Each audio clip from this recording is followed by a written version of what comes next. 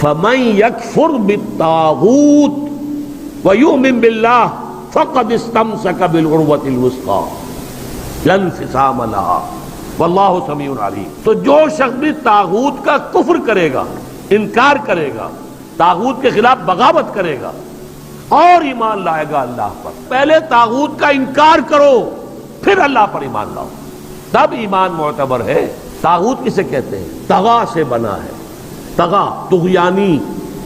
دریا اپنے حدود کے اندر بہ رہا ہے، لیکن اب یہ کہ اس کی پانی ادھر چھلک گیا ہے، اپنے حدود سے کناروں سے نکل گیا، اسے کیا کہتے ہیں؟ طغیانی۔ طغیانی آئی ہوئی ہے، طغیانی۔ تو انسان کا اور جنوں کا مقام کیا ہے؟ وما خلقت الجن والانس الا لیعبدون، میں نے نہیں پیدا کیا جنوں اور انسانوں کو مگر اس لیے کہ میری بندگی کرے۔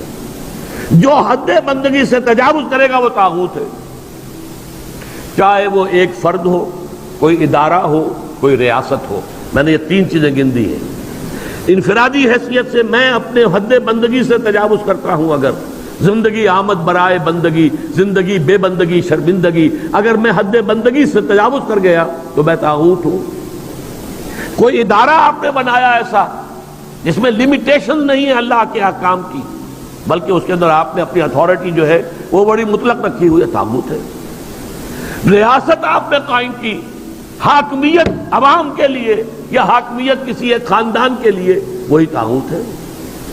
اس کی نفی، اس کا انکار، اس کے خلاف بغاوت کر کے ایمان لاؤ گے تو ایمان معتبر ہے۔